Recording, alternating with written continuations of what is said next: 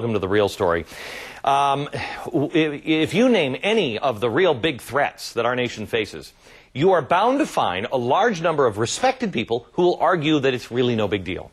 There is one exception to this. One scenario that we face as a nation that virtually every expert agrees could bring America to its knees, and it ain't global warming. The real story is this scenario is already playing out, and no one from the political realm wants to address it. Tonight, we're going to. 1 week ago today, the first baby boomers became eligible for early retirement under Social Security. Hang on, stay with me for just a second. Over the next 20 years, another 78 million Americans will join them. The result is that every single household in America, your home, now essentially owes our U.S. government over $400,000 each. That's just to finance those two programs. Well, you don't have $400,000 in cash sitting around? Yeah, me neither. You're not really alone. And that's the problem. Our country is technically bankrupt. Politicians try to confuse you with all these sorts of complicated numbers and formulas about our financial future. Oh, no, you don't have to worry about it. But it's very simple. The government works like your house works. Our government has promised far more money than it actually has or probably ever will have. USA Today has calculated that we would need to stash away $58 trillion, that's with a T, $58 trillion right now in order to generate enough interest to pay for future obligations.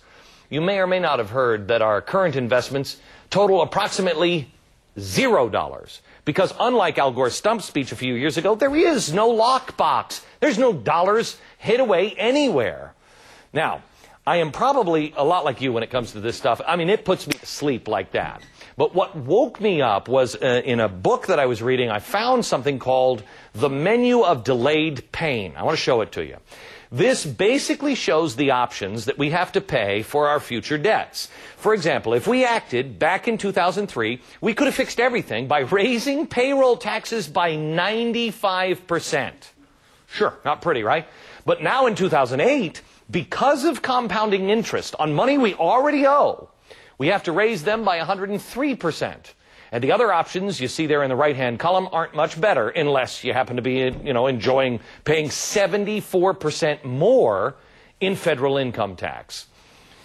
Unfortunately, the American people never got to see those numbers because they were pulled out of the 2004 budget just a few days after then Treasury Secretary Paul O'Neill, who had ordered the analysis, was fired. And why were they pulled? To me, it's simple. Because our leaders in both parties believe we can't handle the truth. Well, you know what? They're wrong. What we can't handle and must demand stop are the leaders who refuse to tell us the truth. So tonight, I want to introduce you to somebody who is completely different. Somebody who has no political stake in this game. He is not about left or right. He is not about anything, Democrat or Republican. He is about right and wrong. He is the head of the Government Accountability Office, the GAO, which makes him our nation's top accountant.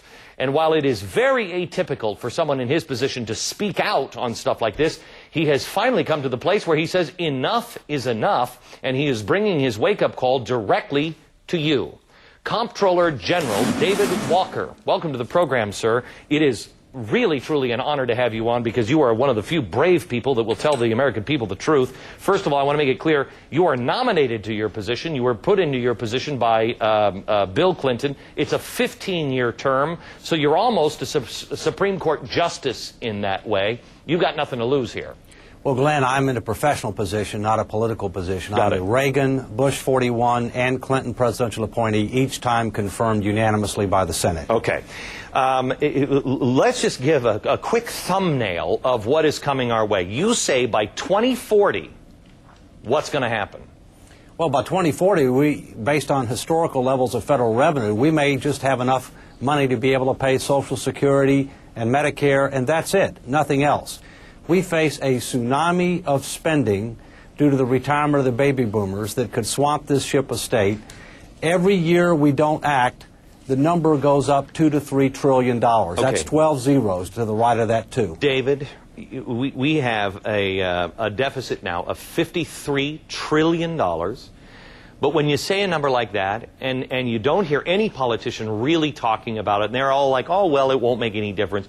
Put this into perspective for the average American. Wake the average American up on what that means to us. That means that every American has an implicit mortgage of over $175,000 each. Each household has an additional implicit mortgage of over $400,000 each. But unlike a typical mortgage, there's no house to back this.